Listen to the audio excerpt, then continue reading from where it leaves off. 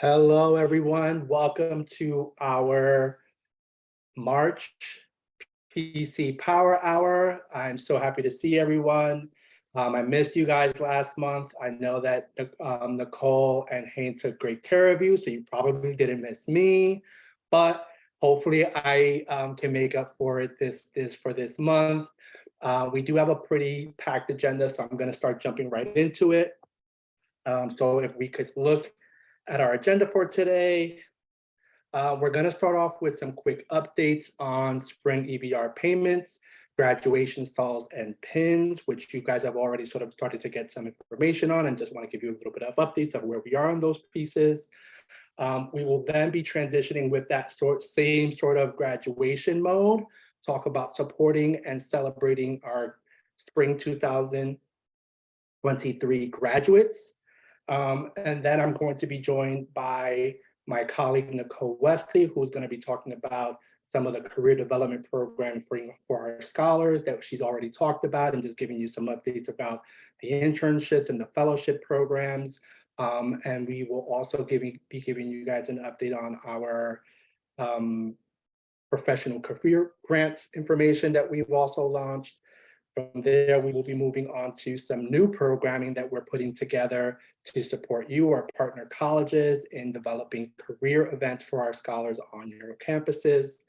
And then, as always, we will open the floor for your questions, concerns, your feedback on anything related to the presentation, or just overall, any of your scholarship questions. Please feel free to use that space to have these conversations and discussions. And then we will give you a little bit of a sneak peek for the tea that we're going to be dropping next month at our PC Power Hour. I don't want to say too much more about that. Hopefully that's enough of a cliffhanger to keep you guys interested in staying for the entire presentation so that you can find out what the tea is for next month. All right. So jumping into updates. So spring EVR payments, most of our spring EVRs have already been submitted and paid through. ISTS is already sending out those payments. We do have a few partner colleges that submitted their EVRs after the deadline. And so we are still working through processing and submitting those payments. But for the majority, those payments have already gone out. Just a reminder, we did change the process in which you will receive those payments, or at least the information of those payments. You will now be receiving your final EVR through your ISTS portal. For those of you who completed the EVR process, there was a field that asked for an email address or multiple email addresses. Any email addresses that were put into that field would have received an email from ISTS with instructions on how to access your EVRs, your final EVRs, and be able to sort of process that on your end. So if you have any questions regarding that, you can sort of ask us about that as we move through the presentation or later on in the presentation. The next piece is going to be our graduation stalls and pins. So I'm going to hand it off to my colleague, Melanie, who is managing this process. Hey y'all, happy Tuesday. Melanie here with TheDream.Us. Thank you, Chris, for passing it over. So it's that time of year again where we will be doing the Dream.Us graduation stoles and scholar pins. And so for those of you who have been with us for a while, you know the routine. You order stoles from us and then you help us distribute the stoles to our graduating scholars. It's I don't have one on me at the moment, but there's a lot of pictures circulating of what the stole looks like. I myself, oh, perfect. I myself know that as a graduating former Dream.Us scholar, that stole meant a lot, and so did the pin. Really just to exemplify the achievement of graduating college as as an undocumented first gen student. So we're really excited to be doing this again this year. So your role, and we're counting on you all, if you haven't done so already, I have about 15 colleges who have not completed the form. We'll put the link in the chat, but basically it's a Google sheet. This is the information that we had from last year. And so if it's all the same, you could just say completed or re-enter the new number that you need of stoles and pins.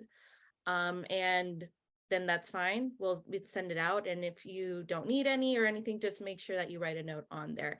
We did extend the deadline. It originally was last week, and now we are extending it to end of day today. So if you haven't done so, please, please, please do it now if you have a moment. You don't need to know exact numbers, even if you want to estimate or if you want to go based off of last year's numbers, that's totally okay. In terms of timeline, so today is the deadline to order, then packages will be mailed out by mid-April. So expected around, yeah, mid-April, mid to late April. Now, I know for some schools who have commencement, most are in May, but some may have it in April. If that is the case for you, please reach out to me. My email is on the slide and I'll put it in the chat. And then we could work something out, expedite shipping, or if you need them sooner. But other than that, if all goes as follows, then we should expect them mid-April. Tracking numbers will be available afterwards. And so I will be your point person. Let me know if you have any questions. And that is all I have. So thank you so much, Chris. Is there any questions? I think Kane in the chat, new PCs. Yes, you do not need to complete this form. So if you don't have any graduating scholars, you're all good. Carmen Delgado, Purdue. Hi. Oh yes, Carmen, you're on point. We have your request on the side. Okay, great. So I'll give it back to Chris. Thank you. Thank you so much, Mel. So on that same sort of note of this time of the year with graduations coming up, we know our scholars are super, super excited. And so I want to just go back a little bit to our November Power Hour, where we talked about one-on-one meetings with your scholars. And we provided a framework of what those meetings could look like from semester to semester on a yearly basis as the students progress. And so I want to go back to that because if you look at that document, we did provide some information regarding of what students should be looking at their graduating year, their graduating semester.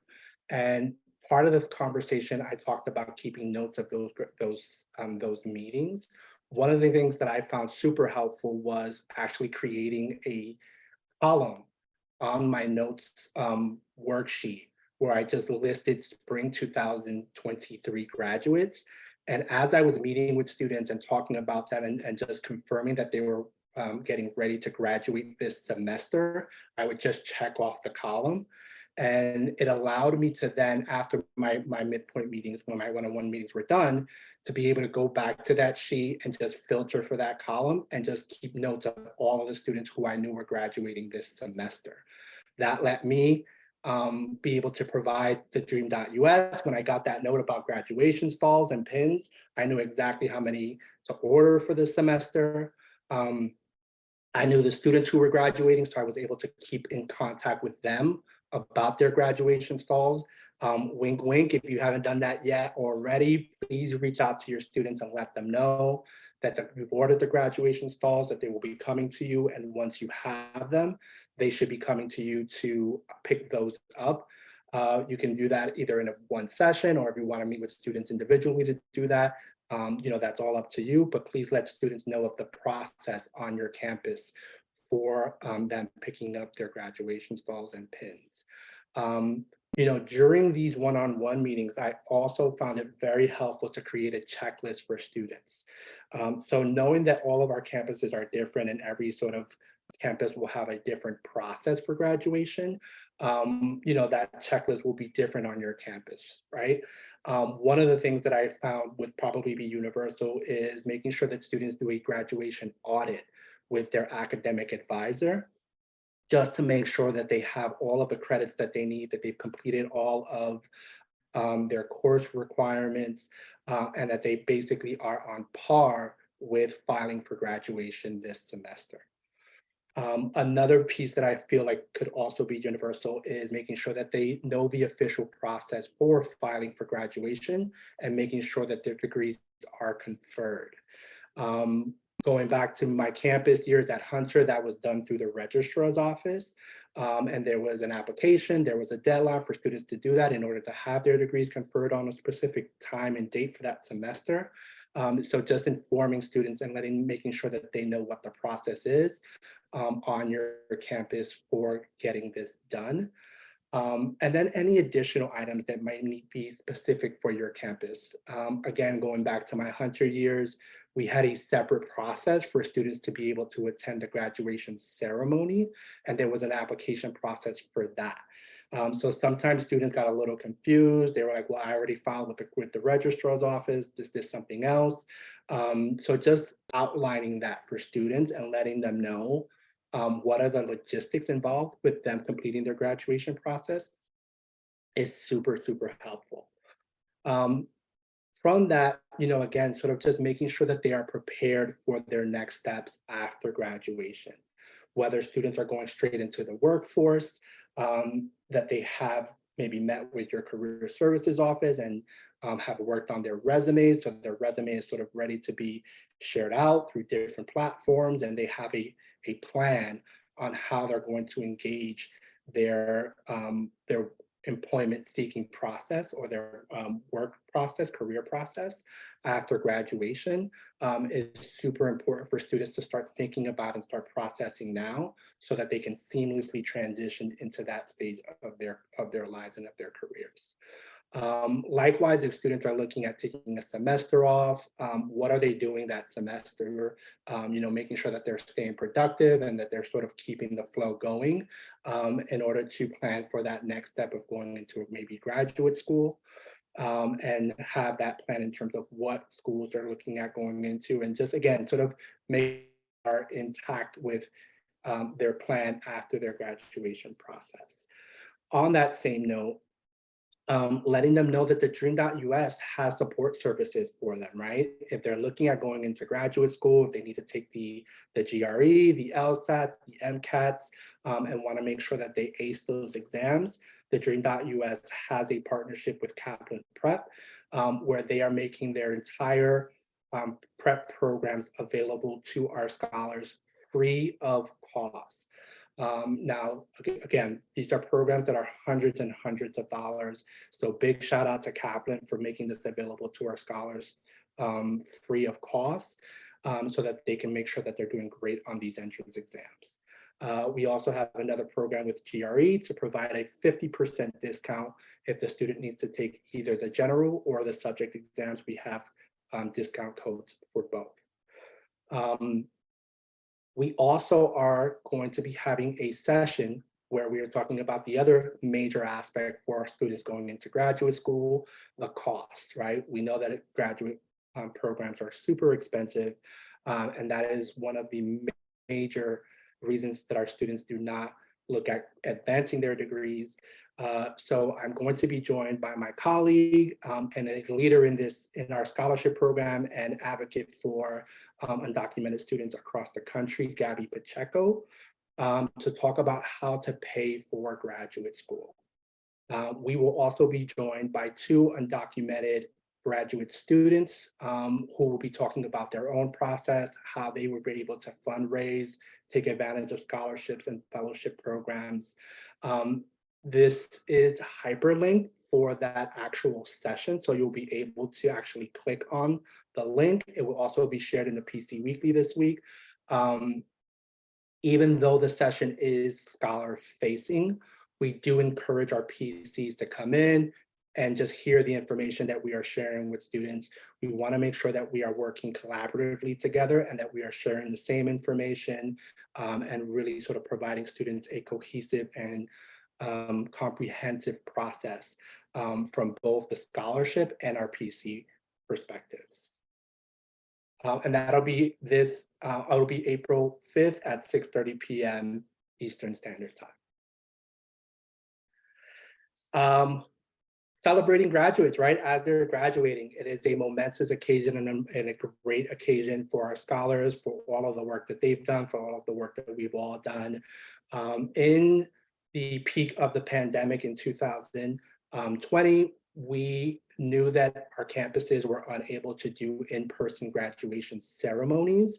And so the Dream.Us kind of stepped up and we had some virtual graduation sessions for our scholars in those years. Now that we are all sort of like coming back to campus and everything is basically being done on person at this point in time, We know that commencements are resuming in-person classes are resuming. We are going to be taking a step back from that and not doing a virtual session. But we do know that a lot of our campus schools run their own scholarship graduation ceremonies for our scholars, and want to encourage that. If you are interested in doing that for your scholars, we know that it is an amazing experience for them, to be able to be on campus with their peers, with their family members, with the staff that have navigated through the entire process. It just gives a much more personal effect and feeling. So we want to encourage that campuses do that. Along with our partners at Grand Canyon University, we have other campuses at Rutgers, CSU Long Beach, and John Jay, who have had similar events for our scholars on their own campuses. All of these are linked on the PowerPoint presentation, so you can check out their Instagram photos. It's just an amazing event and an amazing feeling to watch this and sort of watch them go through this process. And so I want to introduce Nicole, who is going to be giving some reminders regarding the internship and fellowship programs that we are managing. Thanks, Chris. Yes, so I'm giving a brief reminder on two of our newer initiatives, the internship funding program and our experiential fellowship program. So if you're an institution that you're thinking, man, I wish we had inclusive, paid experiential learning opportunities for our scholars, these are programs that I definitely encourage you to participate in. Essentially, each participating partner college that signs up for either one of these programs, and yes, partner colleges can sign up for both if they're interested, they can receive up to $15,000 per program year to provide paid internships and/or fellowship opportunities. Unfortunately, I do want to mention, if you are a new PC or your PC that are no longer accepting new scholars, you are not eligible for either of these programs. Next slide, please. So in a very, very brief nutshell, I'm going to give a quick overview for both of these programs. The TheDream.Us, in partnership with you, the partner college, would provide funds for paid internships and fellowships for our scholars, regardless of work authorization. For participating PCs, they would be responsible for knowing the ins and outs of the program and how to advise scholars and promote these programs to our scholars, how it should be run on the PC side, and how to also promote it to potential host organizations to host these fellows and/or interns.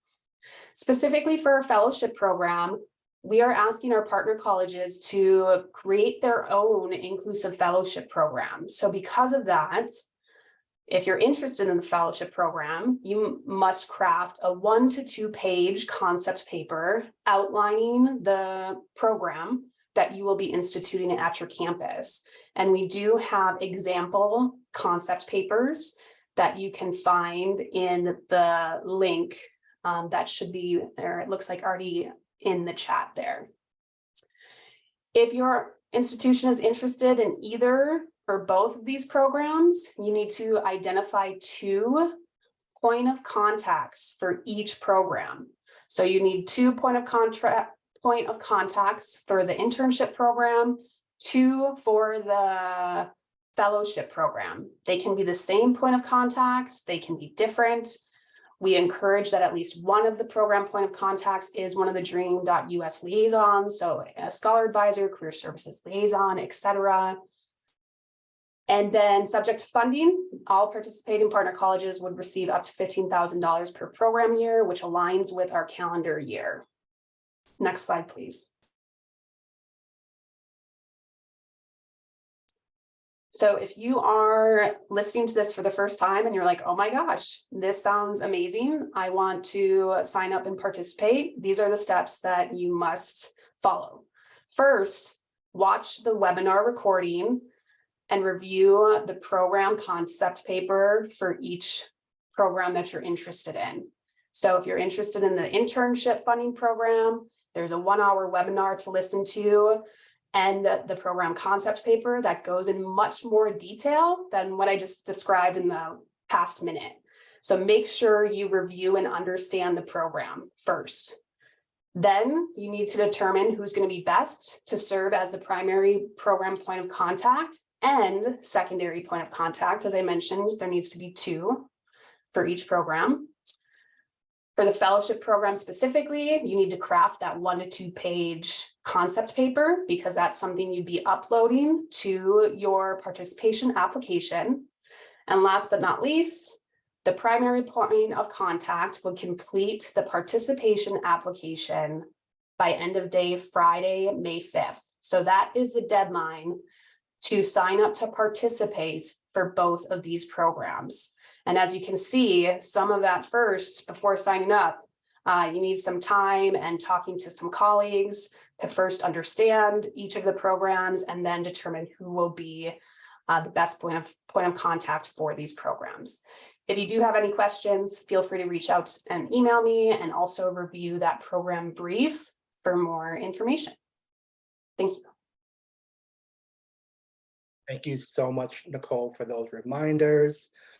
We also want to remind our PCs regarding our career development professional grant program. I apologize about that. To set a reminder, we are providing grants for our professional, for our students to attend professional conferences. The grant will cover their hotel, flight or train, and conference registrations. We have 2 different opportunities for students. One are individual requests, where scholars can tell us where they want, which conferences they want to attend that are in line with their own professional goals, and be able to participate in those conferences by themselves. This is an ongoing process, so we do have an application process that closes every month at the 20th of every month, and students are notified of the status of their application roughly 1 week after, on the 27th of every month. So they'll be notified whether they've received the grant or not on the 27th of every month. We've just completed our first round of applications, and so we've actually awarded 4 scholars already this first round this week. To give you some examples of some of the conferences these students will be attending, we have a student going to the National Teaching Institute and Critical Care Exposition, American Institute for Aeronautics and Astronautic Aviation Forum, International Summit on Biotechnology and Bioinformatics, right? So some pretty cool events, I think, that our students will be able to attend, having us cover these major costs and making this financially available to them. We also have a student who's going to actually be presenting some of her story at the National Partnership for Educational Access Conference this upcoming month as well. In addition to the individual requests, we also have group requests. So we are currently organizing 2 group events where, if scholars are not comfortable attending a conference by themselves, they can join a group of Dream.Us scholars and staff at a conference. Currently, right now, we have 2 sessions that we are organizing. One is for the National Education Association for their Aspiring Educators Conference. We have actually extended the deadline for this till April 23rd, 11:59 PST. If you have students, scholars who are interested, who in going into becoming teachers and going into the education field, please let them know of this opportunity. This is a great national conference that they would be able to learn and actually make a bunch of networking opportunities for them available. In addition to the NEA conference, we are actually also doing a group session for our pre-health dreamers, for all of our students who are interested in going into health fields, medical fields. That deadline is upcoming May 1st, and is available. All of the links are on the PowerPoint. Please share with your scholars. Please encourage them to attend, so that we can just have a great, robust time, robust application pool. The new programming that we are going to be outlining this session is our Career Development Event Fund for PCs. So this initiative is one of our ideas to bring to our partner colleges in support of our scholars, and provides up to 2,000 to you, our partner colleges, to conduct a career event on campus, in-person events with your scholars. I'm going to sound like an infomercial right now. Funds are limited, so please apply while they last, in order to, again, have these events on your campuses.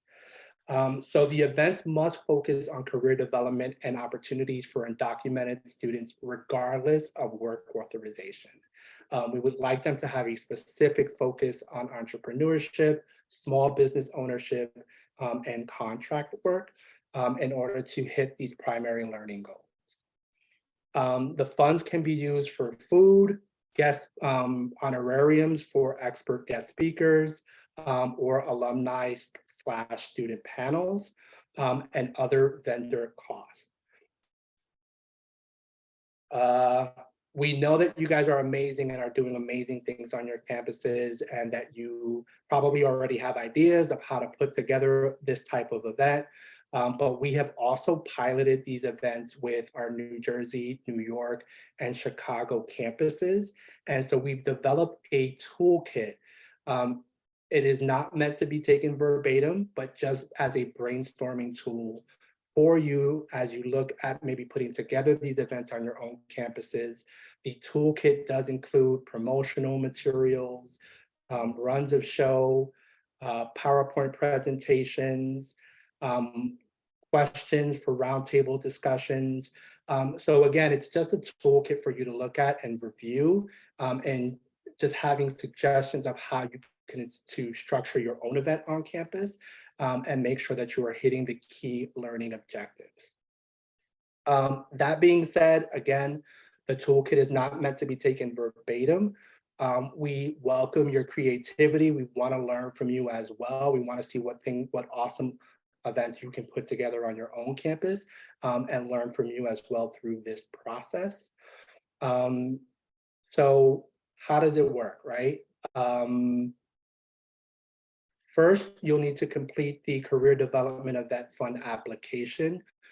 We do ask that PCs do submit their application at least 2 weeks prior to their proposed event, to give us time to go through it and sort of go through all the logistics of that before the event occurs.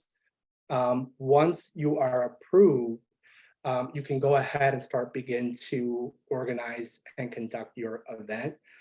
We want our PCs to know that the organizing of the event is solely the responsibility of the PC. TheDream.Us will only be able to provide the funding to assist in putting together your event. That being said, TheDream.Us will pay vendors directly. So PCs will upload invoices to us within 10 business days of completing their events. The hope here is that we will be able to streamline the payment process. I came from a public institution, and there were nightmares sometimes in managing these funding sources and worrying if they were restricted or non-restricted, or tax levy, non-tax levy. And so we know that there can be sort of bureaucracies that can sort of become obstacles in even sort of funding these types of programs.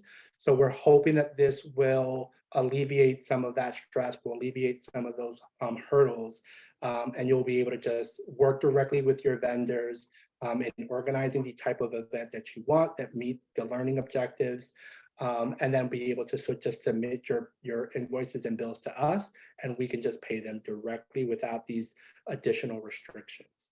Now, hopefully this all sounds great. Hopefully this all sounds amazing, and you guys are all thinking Christmas came early. TheDream.Us is going to provide us all this funding to make these great events on campus available to our scholars. So hopefully that's what's going through your head right now. Unfortunately, I'm from New York. I'm from the Bronx, so I'm always sort of like wondering, like, what's the catch?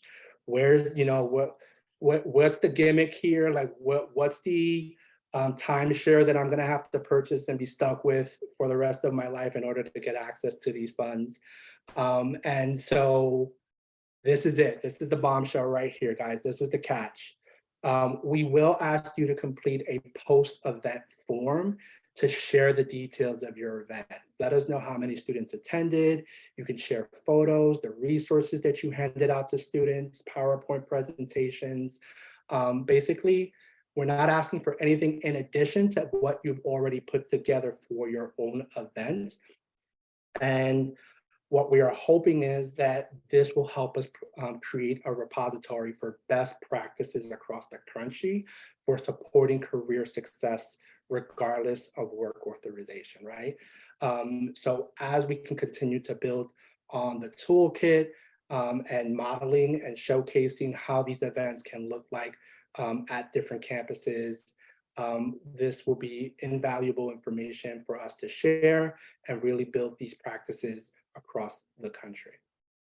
If you have any questions regarding the Career Development Event Fund, how to apply, or any other specifics, please feel free to reach out to me directly, and I will be able to answer your questions.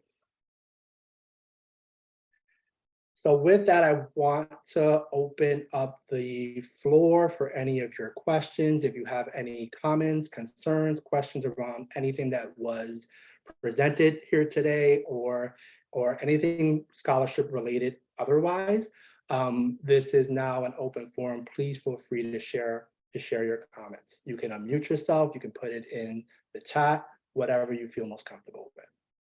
Hey, Chris, just wanted to mention there was a question in the chat regarding the last thing you presented on from Albert asking, can we open up these events to non-scholars? Yes, so you can open up these events to non-scholars. Obviously, we know that there are a number of undocumented students on your campus that you are also working with. We definitely want to make sure that our scholars are included and targeted for these events and this programming, but it can be available to non-scholars as well.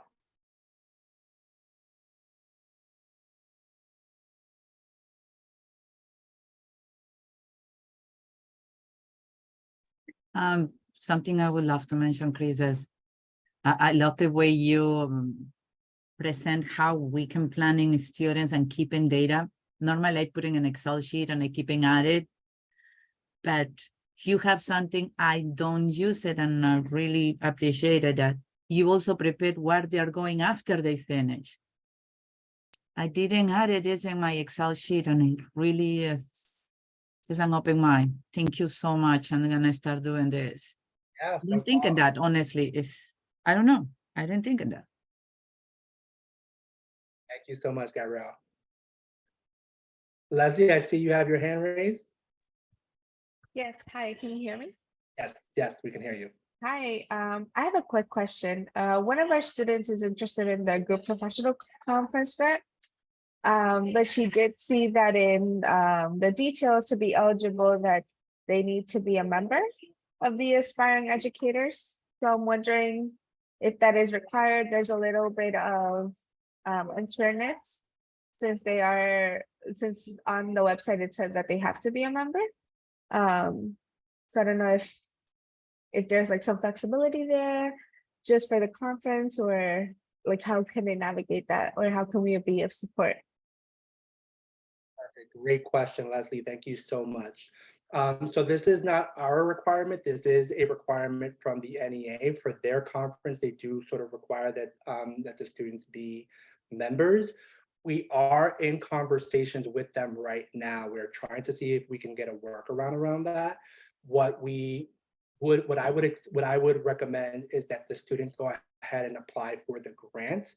And then they could also go through the process of becoming a member if they feel comfortable with doing so.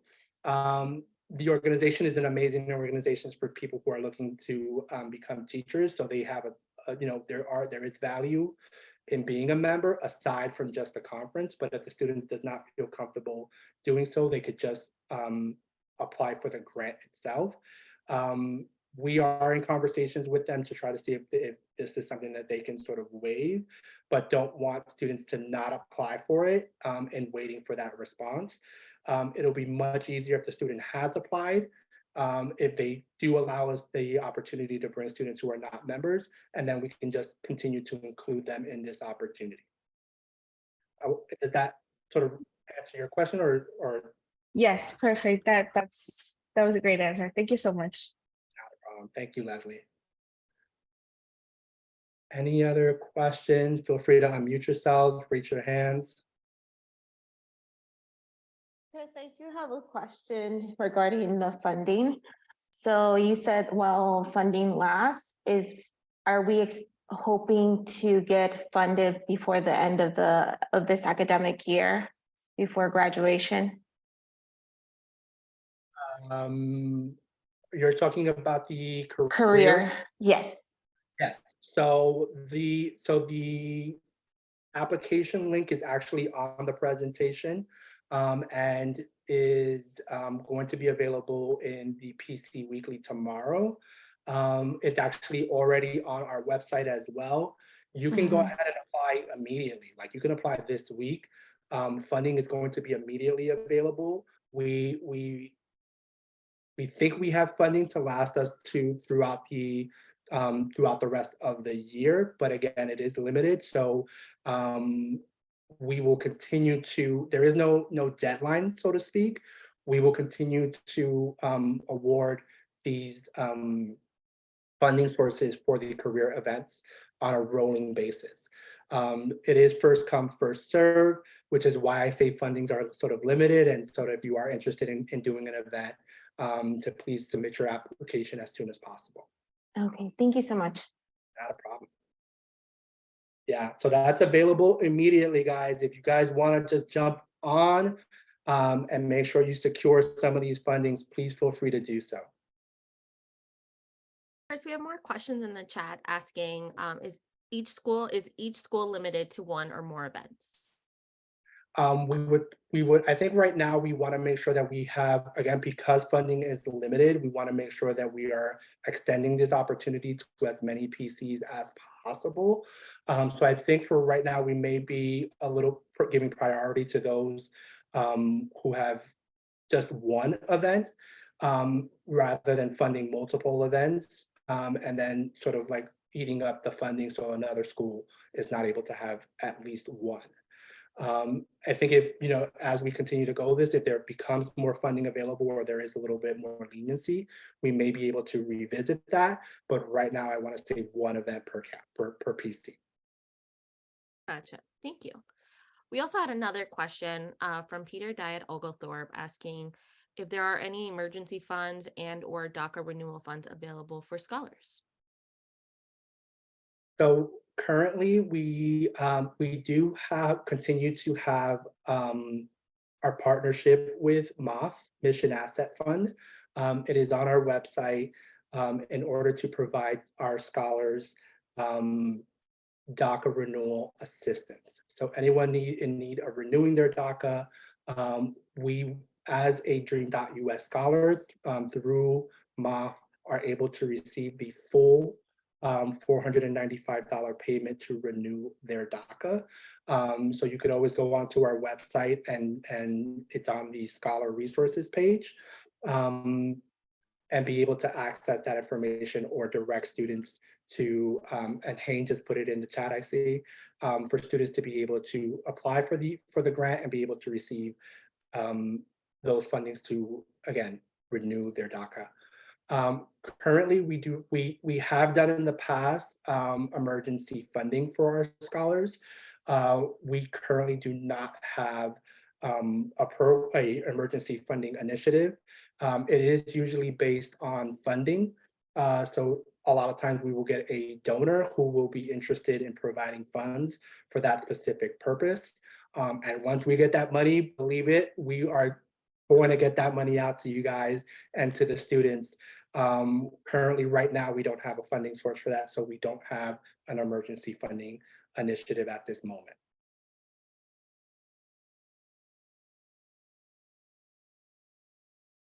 Awesome. Any other questions, concerns, feedback? Nothing in the chat? Not saying anything in the chat, Chris, but I am curious if any PCs would like to disclose any celebrations that they've had for graduating scholars in the past. And maybe it could provide some ideas to other PCs. So like Chris or Gabriella, whoever wants to share. Well, I have it before the pandemic. We have the hospitality management department, and we have our own dining, and I was able to reserve. What was one of the 2 times we were able to do that, and it was very nice because the students serve us, and we have a guest, and we have a really good time. They reopened the dining, and so now is a new ways. I need to reserve only like 6 months in advance. For this year, I'm already late, but it's something now I can do it for next year. But they love it. And when we were out of this, one time I went to a room, everybody brings some food, and we got sodas. And we were always trying to looking for excuses to be at least a full group. And I tried to invite somebody already, alumni. But as long we figured out, we already in the school, and it's only from during the club hours because they have such a difficult schedule.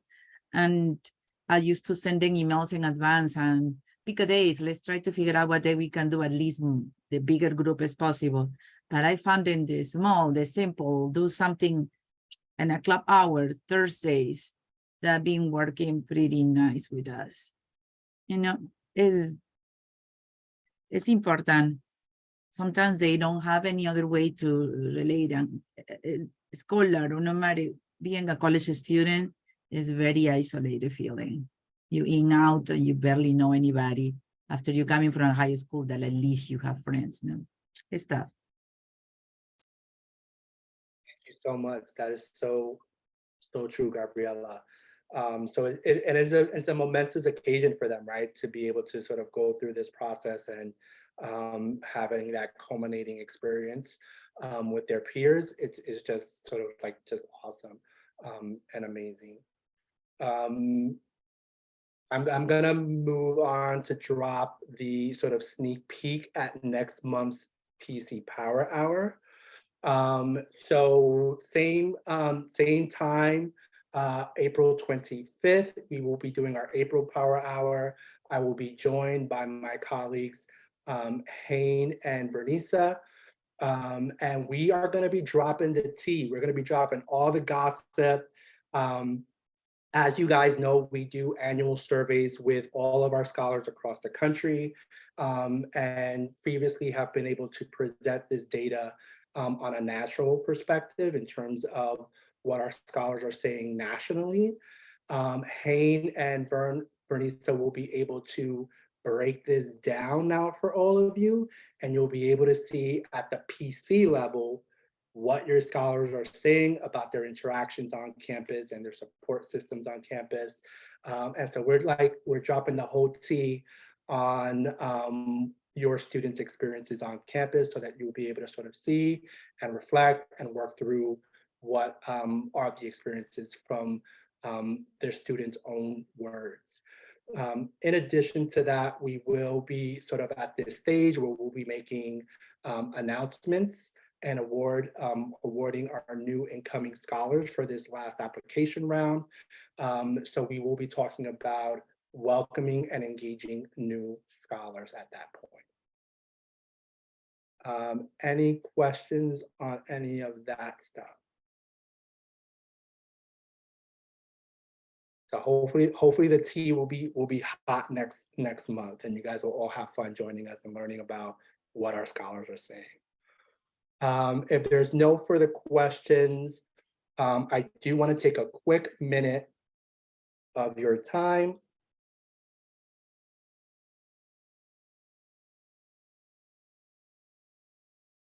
and share a quick 1-minute video.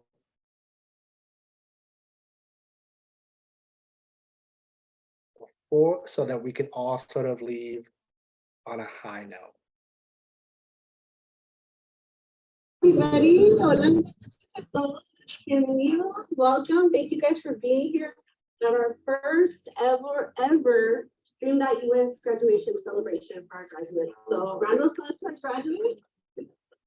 My name is Sharon Glass, and my advice for all of you is to just never give up and to just take advantage of the connections that you have here at GCU. You know, there's always a lot of people supporting you and guiding you through the process. So, like, if you ever feel like you're gonna give up or something like that, always feel like there's people out there that are willing to help you and willing to guide you and willing to counsel. Yeah, thank you.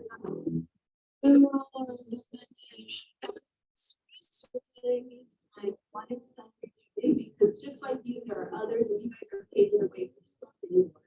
And so we extend our heart of gratitude and our heart of love to each and every one of you.